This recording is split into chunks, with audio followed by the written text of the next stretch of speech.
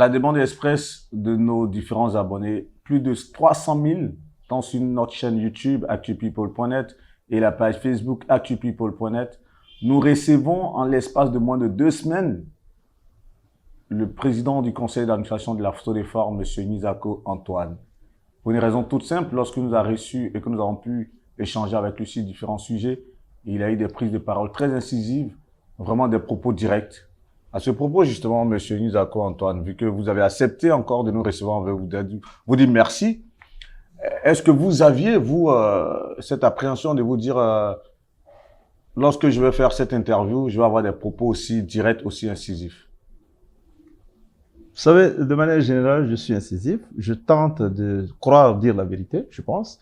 Et dès lors, je suis devant une caméra, mais je fais une continuité dans un certain nombre de choses. C'est ce que j'ai ouvert comme décision quand j'ai accepté que Vergès, Guillaume, que je connais depuis plus d'une quinzaine d'années, et j'ai écouté surtout vos émissions, vos interviews qui sont très bonnes du côté du monde. Vous avez toujours vous balayé les plus importants en coefficient. Vous passez des coefficients 1 à coefficient 100 des hommes, c'est-à-dire que vous êtes tout terrain. Et là, j'ai cru incarner en ma modeste personne un balayage de toute cette amalgame de personnes. C'est pour ça que j'ai accepté. En tout cas, merci encore une fois de plus, mais justement, on vous a vu très direct. C'est quelque part, vous l'avez dit tout à l'heure, c'est l'expression ou encore moins l'émanation de votre personnalité, mais votre trait de caractère dominant, c'est que vous êtes quelqu'un de direct, d'aussi véridique. Vous ne masquez pas les choses? Non, on a le choix dans la vie d'être direct, mais tout dépend de celui qui reçoit. En tout cas, le choc ou la perception de ce que je dis. Donc, même quand vous n'êtes pas direct, il y a certains qui prennent ça pour du direct. Et quand vous êtes direct, il y a certains qui prennent ça pour pas du direct. Donc, voilà, c'est l'amalgame. Tout dépend de la cible à laquelle on veut s'adresser. Vous êtes une éminence grise, cadre du RHDP, ingénieur génie civil. Est-ce que vous pensez que toutes les vérités sont bonnes à dire? Oui, vous savez, mon métissage fait que je suis partagé entre l'Occident, la France pratiquement que je connais le mieux. Je parle de la France et puis je suis parisien, vous le savez. Je suis parisien et je pense que si on veut faire valoir certaines vérités, ben, il faut aller droit au but. Et puis, on fait gagner du temps. Ou on fait la politique politicienne et on stagne, ou on est droit, on prend aussi des coups quand on est droit, et puis on fait évoluer vraiment ce peuple. L'Afrique a besoin, pas nécessairement de moi, vous dites que je suis une éminence grise, non. Moi, je suis plus humble que ça.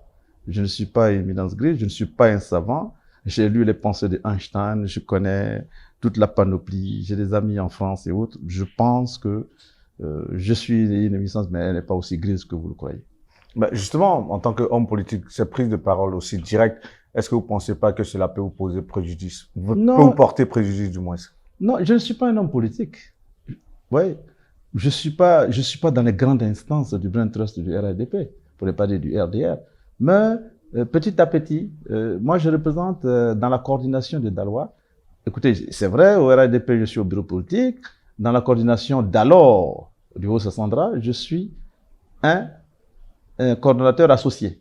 Et puis dans le volet qui n'a rien à voir trop avec la politique, je parle de la génération gagnante, notre courant qui avait pour parrain AGC, dont le président était Diaby Lassine, l'ancien président du FER. J'avais un courant où je gérais la coordination du Haut-Sassandra. Donc c'est tout ça qui fait que je ne suis pas trop politique. Je suis surtout alassaniste. Évidemment, avec un volet politique, je dis, oh, bon là, mal là, on va dire 60% d'Alassane, puis 40% la politique. Mais il faut bien que j'ai une base. Je suis Dalois, je suis BT. Bon, enfin, c'est un minimum qu'il faut avoir, une base politique.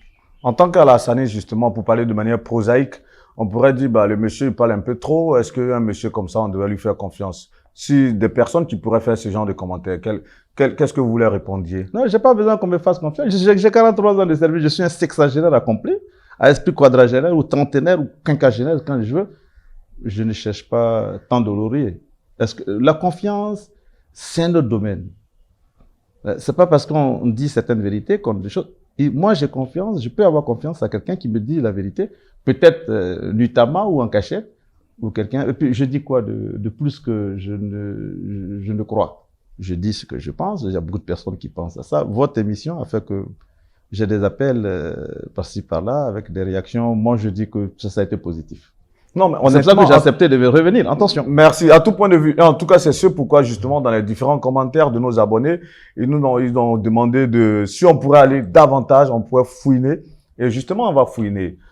S'il vous plaît. J'espère que c'est pour la dernière fois qu'on fait cette émission. Parce que on va faire le troisième round, le quatrième round. Mais pourquoi pas? Toutefois je pense que vous êtes ce qu'on appelle dans le milieu journalistique un bon client. Et lorsque nous, en tant que journalistes, nous avons une telle personnalité qui, en tout cas, ne parle pas à demi-mot, s'ouvre, parle ouvertement et que ça plaît à notre public, c'est surtout ça.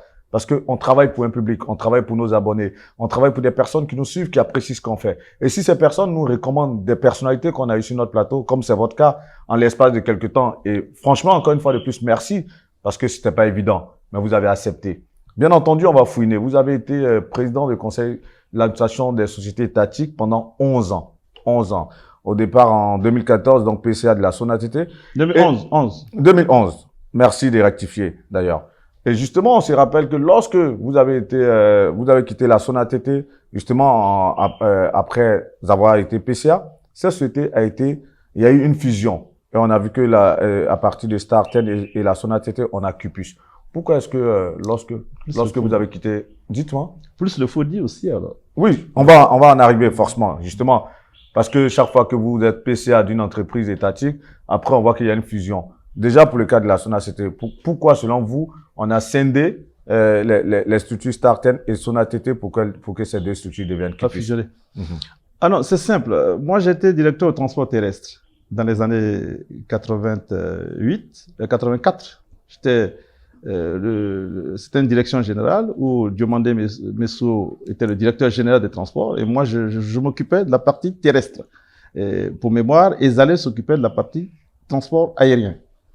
Alors, et puis on a travaillé, et puis en 88, après, par la suite... Georges Zalé, l'ancien directeur de l'ANAM, plus la Sodexam. Là, il a fait valoir ses droits à la retraite. C'est un monsieur bien. Et là, je crois maintenant, c'est le maire de Bassam qui est maintenant au niveau de la Sodexam. Oui, là, il a été remplacé au figuré propre. Okay. D'accord. Alors, est-ce qu'on se comprend? Donc, vous glissez les taxes subtilement. On arrive à cette fusion. Alors, c'est simple. Dès lors où je gère une structure comme la SONATT, il faut que je pose des actes. Il faut que je diagnostique ce qui se passe. En fin de choses, c'est nous qui avons présenté aussi le dossier. Il y a Madougon, il y a surtout le ministre Gaoussou Touré, qui est un battant. Vous le voyez comme ça, il est battant. Il a proposé ça, et moi je suis allé à fond dans cette affaire pour éviter qu'on ait des starters, des choses. On veut un guichet unique pour s'adresser à une seule personne. Et à eux de choisir maintenant la société qu'ils veulent. Ça a été Cupus Afrique et c'est une bonne affaire. Et vous voyez par occurrence, cette société marche très bien. Elle fait un chiffre d'affaires que de s'intéresser à la SONATT qui avait un statut hybride où on payait des factures cash et c'était pas bon. Et c'est pour ça que cette proposition a été bonne. Alors la proposition a fait que je n'étais plus le PCA de Cupus. J'opte pour une affaire. Et là, j'ai demandé que la SONATT, tous les agents de la SONATT aillent à Cupus sans diminution de salaire, pas nécessairement reproduire les mêmes fonctions. Et apparemment, ça marche très bien. Bon chiffre d'affaires. Bon, elle est passée sur l'État maintenant. C'est ça aussi la qualité de quelqu'un. Faut pas voir mes intérêts personnels parce que j'aurais perdu le poste de PCA. Et c'est pour cela qu'il y a eu la proposition du président de la République à être le président du Fonds de développement des infrastructures industrielles, le FODI, que j'ai pris en 2015. J'étais déjà PCA. Il n'y avait pas de directeur général. Vous voyez déjà, je viens avec la structure, avec la petite expérience que j'ai. Et puis après, petit à petit, on a... Et justement, lorsque vous arrivez au FODI, on voit qu'après encore votre départ, le FODI, au lieu de deux structures, on se retrouve maintenant entre l'AGEDI et le FODI, ça devient la SOGEDI. Une autre explication encore? Oh, l'explication, elle est thématique. L'AGEDI, il y a eu des malversations. On a remplacé le directeur général. Ce n'est pas le sauté des terres, hein, c'est un épique. L'AGEDI, on remplace le directeur général pour malversation. Et puis, on met quelqu'un d'autre comme directeur. Au FODI, alors là, ça a été... J'ai demandé plusieurs audits au FODI. J'ai moi-même personnellement audité. À titre personnel, j'ai un bureau d'études, hein, mais c'est pas lui qui vient, c'est pas ce bureau d'études. Je connais quand il faut éditer, comment il faut, je suis financé, je connais la boîte les yeux fermés.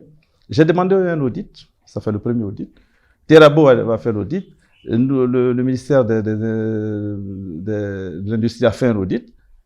Il y a un audit de l'inspectorat d'État. Nous sommes à 4 audits. C'est clair et net. Il y a des inculpations. Moi, en tout cas, c'est pas dans votre caméra. Il y a des trucs qui se sont passés qui sont pas. Les audits, on va en arriver. C'est vrai que lorsque vous dirigez donc le FODI, après qu'il y a cette que ça devient SOGEDI après avec la fusion de l'AGEDI et du FODI. Là, on voit que vous êtes PCA de la SODEFOR. Au final, lorsque vous allez quitter la SODEFOR en tant que PCA, qu'est-ce qu'on s'attend à voir au final? Ah non, voilà. Un guichet unique, peut-être qu'il va s'occuper des problèmes de la forêt. Je vais m'attarder au FODI. Après les 4 audits, c'est clair, il y a des malversations. Et moi, j'avais déjà écrit, j'ai 42 lettres qui sont là, qui indiquent, attention, ne faites pas ça. Il a fallu que je parte pour que un autre problème sur les purges de 2 milliards de francs se déclenche. C'est en quelle année que vous avez demandé ces audits-là? Alors, depuis l'arrivée depuis 2019. 2019. Depuis 2019, j'ai écrit les lettres, des lettres tactiques, des lettres qui disent non, ne faites pas ceci, ne faites pas cela. Aux deux ministères tutelles. En fait, je posais cette question d'autant plus que les audits qui ont été commandités par rapport aux sociétés étatiques ont été lancés en 2021. Vous, c'est déjà... 2019 pour moi. En 2019, vous étiez en train de déjà lancer, on va dire, cette alerte quelque part dédiée à faisons attention dans la gestion de nos sociétés étatiques. Et en 2021, l'audit est lancé sur pratiquement plusieurs sociétés. On va citer entre autres l'ARTCI, l'ANSUT, le FER, l'AGEDI, FODI, PSP, enfin, il y en a plusieurs. Selon vous, qu'est-ce qui a emmené au final l'État de Côte d'Ivoire à diligenter toutes ces audits-là? Chaque chose a le temps dans la vie. Vous savez, le président de la République ne fait rien au hasard. Et il conçoit sa politique. Il sait, dans tout son système de synoptique, là où il faut pas. Mais on devait auditer toutes les sociétés d'État.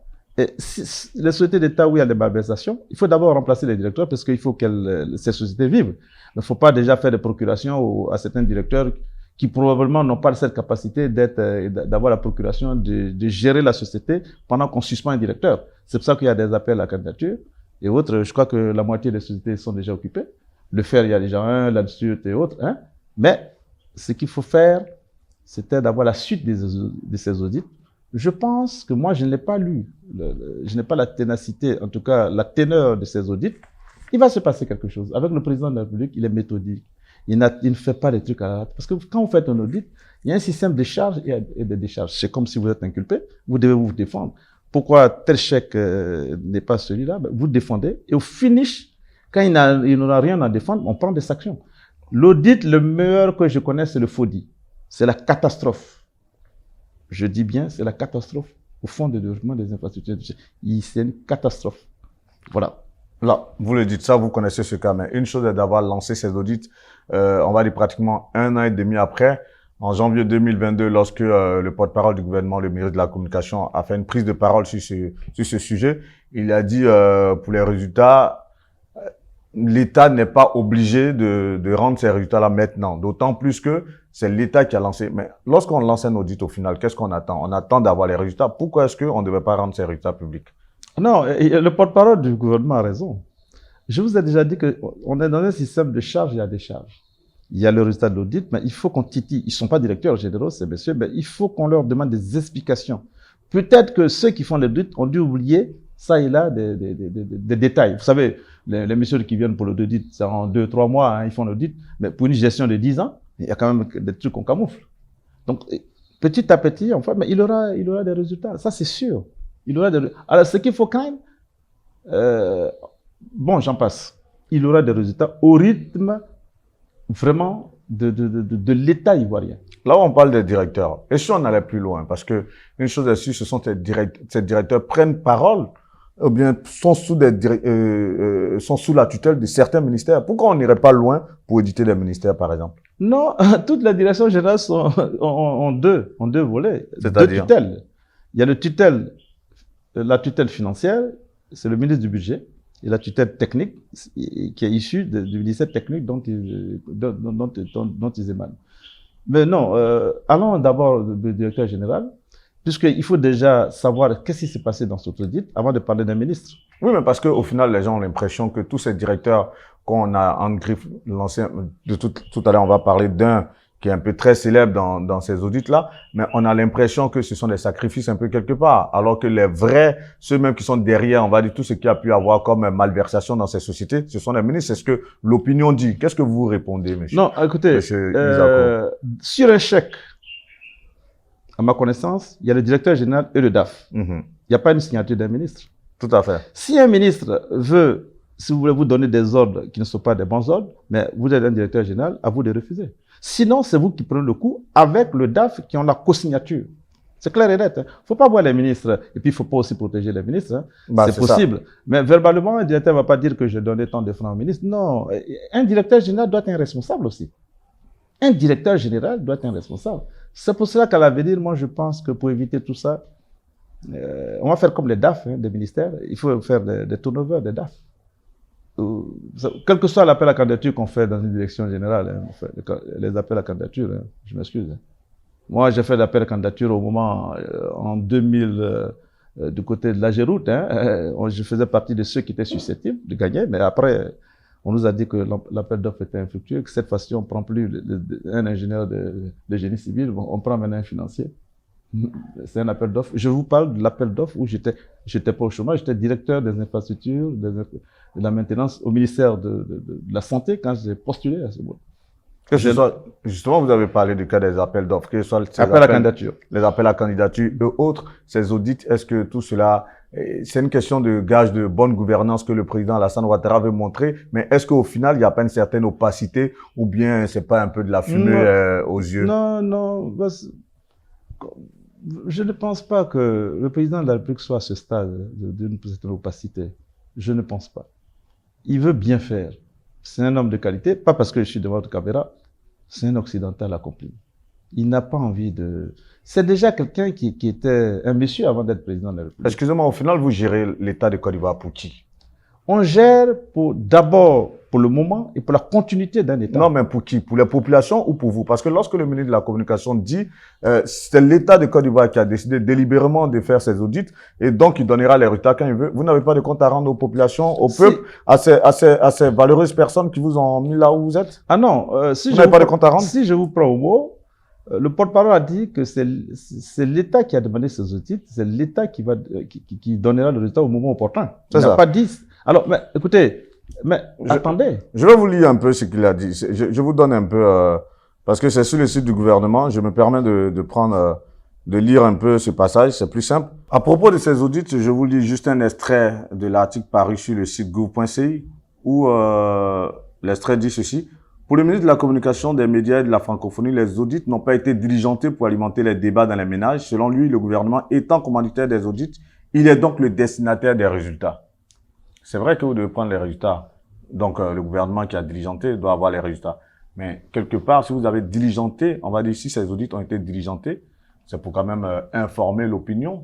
Pourquoi est-ce que cette opinion devait être laissée en marge de la divulgation des résultats des audits? J'ai l'impression que vous ne me comprenez pas. Ok. Expliquez-nous. Un audit est diligenté. Le directeur général en question est remplacé. Et de surcroît, il est remplacé définitivement à partir d'un appel à candidature. Mais on donne une documentation issue d'un rapport. Mais un rapport qui accable un directeur général n'est pas divulgué. Parce qu'il se pourrait que même les auditeurs fassent des erreurs. C'est pour ça qu'on appelle cet ancien directeur pour venir dire, voilà cette partie. Vous répondez à quoi? Vous répondez à quelle question? Et c'est pour cela que le droit, c'est quand tout ça est fini. C'est pour ça qu'il y a des trucs qui peuvent, pendant 2 ans, 3 ans, on essaie de fouiller. Mais le directeur est déjà limogé, on lui dit de ne pas sortir de la Côte d'Ivoire. On garde son passeport, mais c'est ça aussi, c'est un début. L'enlever de son poste, le remplacer définitivement de son poste, c'est déjà un gage pour l'État ivoirien. Ne vous inquiétez pas. Moi, j'ai fait 4 audits au FODI, je les rapporte de 3 des audits, le 4e, je ne l'ai pas. Et je sais qui est occupé, et puis, Je m'excuse. Quand une route doit être faite, elle doit être là, des enrobés ou chose. Si on passe, je donne un exemple, s'il y a des erreurs de 2 mm et autres, qu'on fait un gain de 300, de 400 millions sur certaines routes, mais là, c'est directement la prison. Ça s'est passé, en tout cas, entre l'AGEDI et le FODI. J'ai le rapport de Tirabo. Si vous voulez qu'on nomme, j'ai le rapport de Tirabo. Ça, c'est le rapport que j'ai demandé et que j'ai fait payer à 346 millions. Un audit, ça se paye aussi, hein. Attention. Oui, là, je l'entends bien. C'est 346 millions, le premier audit fait par Tirabo, et c'est un audit fait bien avec le LBTP, avec des ingénieurs, des docteurs ingénieurs. Attention.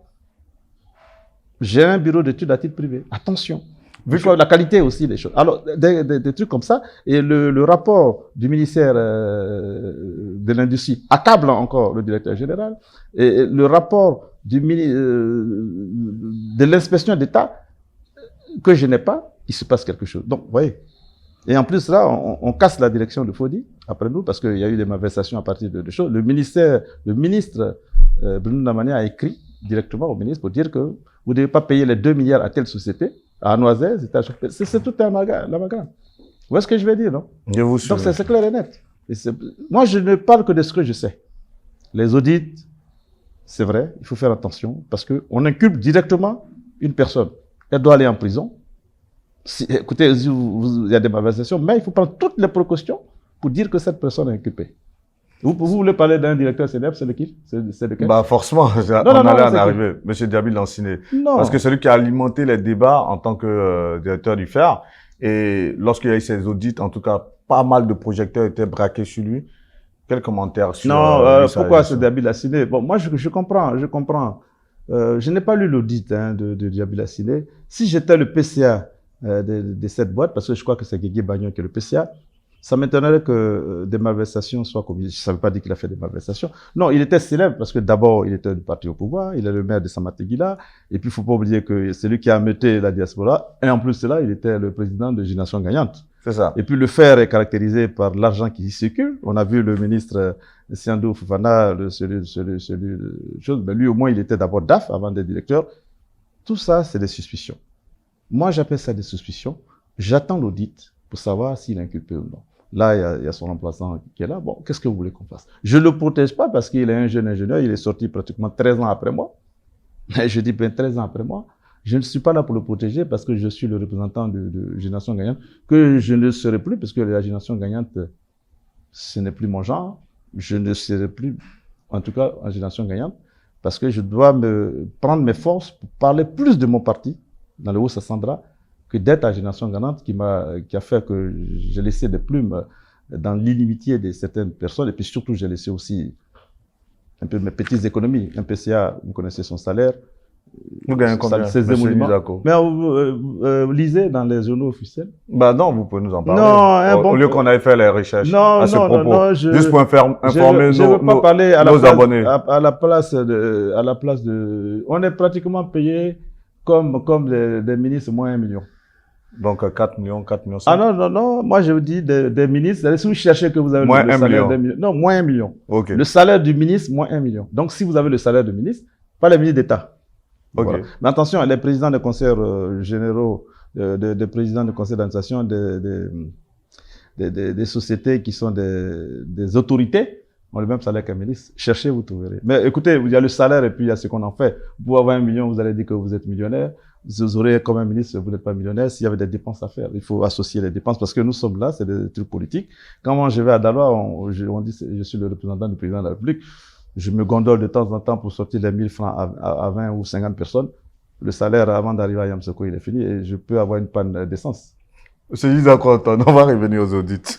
Au-delà des mesures, excusez-moi. Pourquoi vous riez? Je rigole parce que vous êtes allé trop vite en besogne par rapport à votre salaire ou les 1000 francs, 2000 à Yamsoko. Non, c'est fini. Non, je vous le dis parce que nous sommes là, nous devons satisfaire une certaine situation.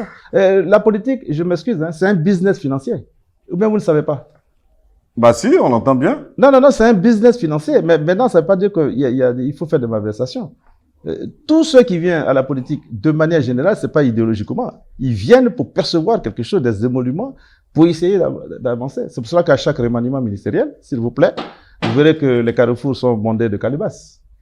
Ce n'est pas, et comme le président le sait, il dévie. Au pire des cas, il prend l'hélicoptère pour aller chez lui. Non, non, c'est sérieux. Mais j'ai l'impression que on est obligé de taire certains trucs. Bon, on connaît le système de maraboutage en Afrique. Hein, je sais pas, les gens, j'ai 2 ou 3 promotionnaires qui sont ministres dans certaines régions de choses et ils me disent, eux encore, ils sont obnubilés par la valeur du maraboutage. Et ils me disent beaucoup de choses. Oui. Bon, le maraboutage et autres, c'est une émulation. Des fois, ça ne marche pas. Mais écoutez, c'est l'Afrique. Il y a tellement de choses que vous dites en même temps, mais je vais revenir encore aux audits. C'est vrai que vous insistez trop. Oui, j'insiste parce que vous êtes la personne indiquée. Demandez à la MACA d'augmenter les chambres dans ce cas-là. OK. Justement, au-delà des mesures coercitives qui ont été prises de sorte à débarquer tous ces directeurs généraux, lorsqu'on aura les résultats des audits, quelles sont les sanctions que vont encourir ces directeurs-là? Vous savez, heureusement que je suis en train de faire du droit. Hein. Mais c'est écrit noir sur blanc, les malversations à partir de 20 millions. Les sanctions, on a une Bible dans le droit, c'est ça. Si c'est avéré, ben, écoutez, en tout cas, il y a des articles, il y a des lois, il y a tout ce qu'il faut en Côte d'Ivoire pour que ces personnes aillent vers la route de Ndoutré, où il y a la mauvaise bâtisse, c'est tout. Vous êtes sûr qu'on verrait monsieur comme Djamil Lansina en prison? En toute honnêteté, pour quelqu'un qui a été représentant qui a été secrétaire exécutif du RHDP pour la diaspora, et on sait ce qu'il a fait pour la réélection du président Alassane Ouattara. Est-ce que vous pensez qu'un monsieur comme ça, même si demain il est fautif, il est dit, parce que vous avez dit tout à l'heure que c'est des suspicions, et qu'il a établi qu'il a fait des détournements au-delà de combien de centaines de millions, est-ce que vous êtes sûr qu'il irait en prison? Non, vous insistez sur Djamil Lansina. Non, parce que on va dire, c'est la personne phare. C'était la vitrine un peu quelque part. Moi, je n'ai pas eu l'impression que c'était la vitrine. Bon, vous savez, bon, je ne suis pas dans un faux fiant. Si c'est avéré, mais écoutez, on va demander à l'Assemblée nationale, de lever son humilité. Et puis, c'est tout. Il y a des lois en Côte d'Ivoire. Bitego sait ça mieux que moi. Okay. Bitego, le futur président de l'Assemblée nationale, le saura. Avant qu'on arrive à Bitego, Monsieur Nidako, finalement, pour refermer la parenthèse, est-ce que vous pensez qu'il y a de véritables sanctions qui sont prises contre les personnes qui ont fait des malversations sous la gouvernance du président Alassane Ouattara? Ben, vous insistez sur... Il y a des lois établies. Si c'est établi que ces personnes ont été indélicates, Alassane, qui veut moraliser ce pays, va pas mâcher. Le ministre de la Justice il y a une batterie qu'il faut... Mais on se cache derrière les lois. Et pourtant, je prends un fait tout simple. Monsieur Bruno Nabayekone, qui est le ministre de la Construction, on voit que sous son ministère, il y a eu plusieurs écroulements de bâtiments. Jamais il n'a démissionné, jamais il n'a été sanctionné. Il est toujours reconduit comme ministre. Comment vous expliquez cela? Non, un fait tout simple. Alors, pourquoi vous voulez qu'un ministre démissionne? Parce que un bâtiment... Mais parce que justement, les services techniques auront failli à leur mission. Tout simplement. Alors, pourquoi les services techniques sont en train de faillir à leur mission? Et c'est Bruno qui choque. Pour une construction, premièrement, il faut que le terrain vous appartienne. Il faut que vous demandez avec ce qu'il faut pour avoir une autorisation de construire. Ça, il y a l'autorisation de construire. Et il y a surtout la maîtrise d'œuvre au moment. Il faut qu'un architecte soit là, il faut mettre la pancarte, il faut surveiller de nuit de jour. C'est les gars du guichet unique qui doivent aller contrôler. S'ils ont fait mal leur travail, si ce n'est pas surveillé à temps, est-ce que le ciment est bien dosé? Est-ce que la fondation, via le LBTP... Tous ceux-là sont sous la tutelle du ministère de la Construction. Oui. Alors, si c'est mal fait, d'abord, il faut une sanction en chaîne des responsables, d'abord, de toute la chaîne. Mais depuis les immeubles se sont écroulés à Abidjan, ici, il y a quelles sanctions? Si, il y a des sanctions, mais vous ne les connaissez pas. D'ailleurs, celui qui a construit, le propriétaire, le maître d'ouvrage, il est sanctionné. Il y en a qui sont en prison en ce moment, à ma connaissance. Je ne suis pas là pour être l'avocat du diable.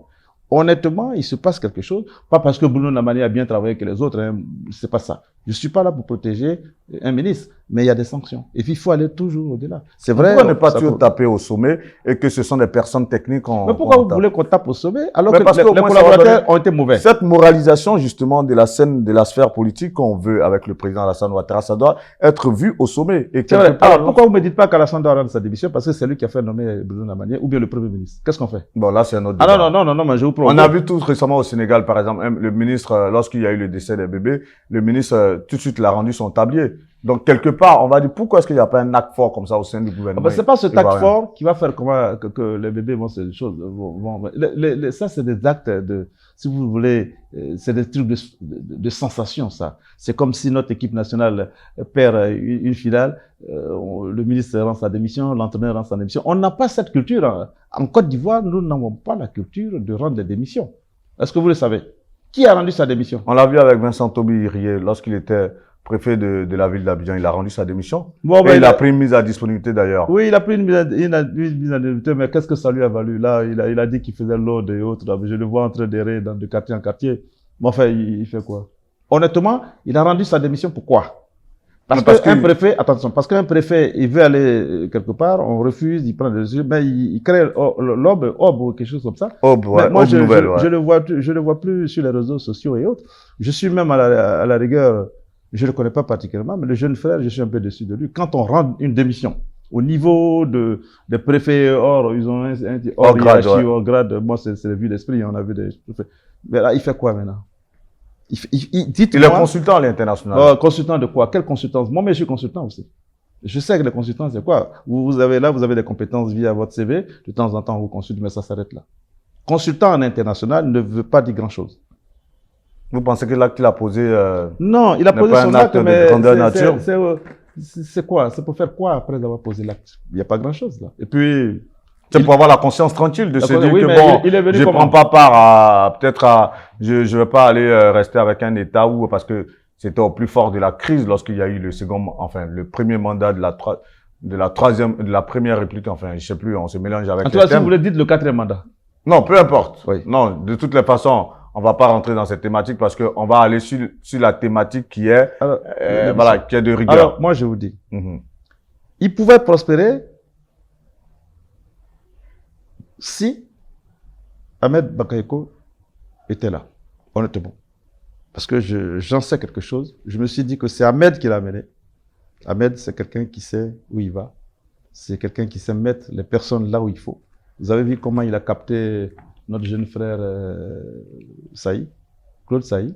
C'est ça aussi. Il a le flair, il capte et puis après il fait évoluer. C'est ça. Si Ahmed était là, je pense que il allait avoir un autre comportement vis-à-vis, en tout cas, de la nation. Ahmed était là lorsqu'il a rendu sa démission. Oui, mais vous ne savez pas s'il était en deal avec Ahmed. Attention. En deal par rapport à quoi? Non, en disant, un exemple, parmi tant d'autres, rends ta démission, va te faire oublier, puis j'arrive pour toi. C'est ça aussi. La politique, c'est ça aussi. On a vu aller Sarkozy et consorts. Vous avez vu avec, comment il s'appelle, qui rend sa démission, Macron qui rend sa démission, et puis il est protégé et par Hollande, et par Sarkozy. Après, il prend les gars de Juppé. J'en sais quelque chose. C'est ça où la politique, c'est des deals qu'on passe. C'est comme Nicolas Sarkozy est devenu Strauss-Kahn, parce qu'il y avait son épouse ici, Anne Sinclair, qui faisait des grandes émissions chaque dimanche, vous savez, qui lançait les Sarkozy. Et en échange, il fallait qu'il ait la FMI, mais le vrai échange, c'était de ne pas se présenter contre Nicolas Sarkozy après. Et voilà, il a voulu titiller, voilà, l'histoire de Sofitel, Nafissatou, j'en sais quelque chose à la Casamance. Vu que vous en parlez, c'était un coup monté? Non, j'ai dit il faut faire attention. C'était un piège? Il faut faire attention. Tout est piégeable. Toute personne, y compris moi, nous sommes piégeables, y compris vous.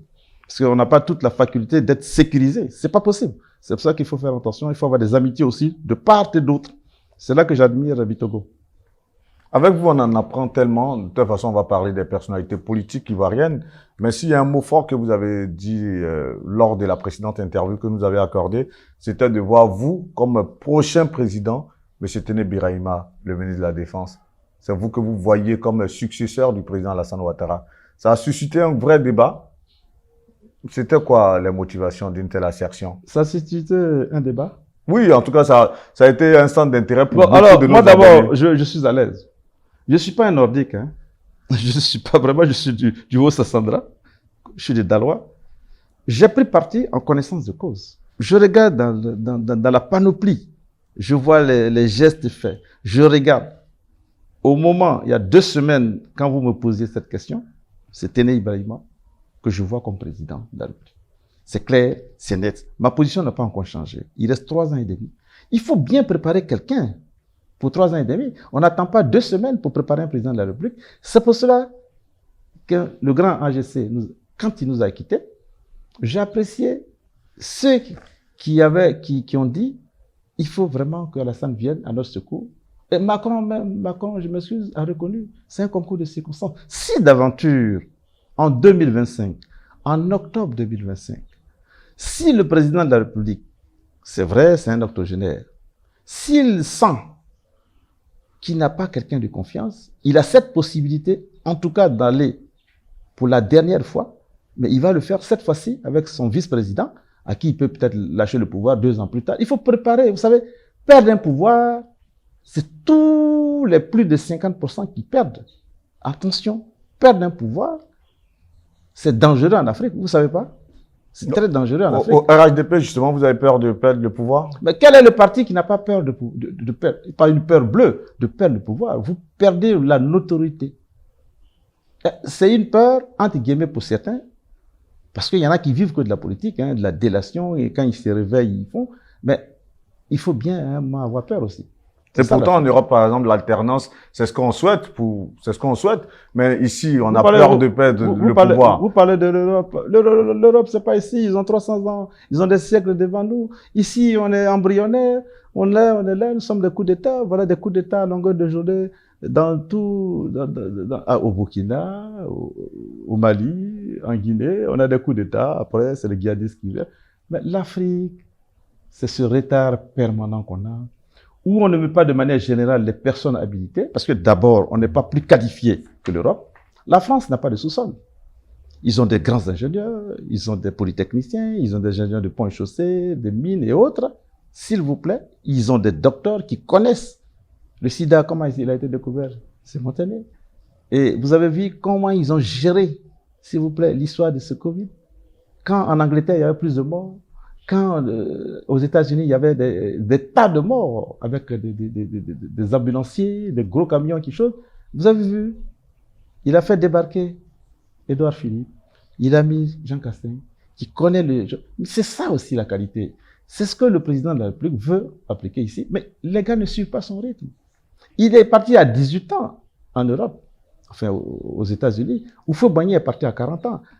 C'est pas la même chose qu'on fait. Pour vous répondre quelque part, comme le dirait l'autre, l'Afrique n'est pas encore prête pour la démocratie quelque part? Oui, elle n'est pas prête. Dites-moi vous le dites ouvertement comme ça? Oui, mais la démocratie, c'est quoi? C'est peut-être le Ghana ou l'Athéna de temps en temps, ou ces choses. Mais entre vous, vous ne savez pas ça? Dites-moi, nous sommes 53 États, non, apparemment. Ouais. Dites-moi les 3 États qui sont démocratiques en Afrique.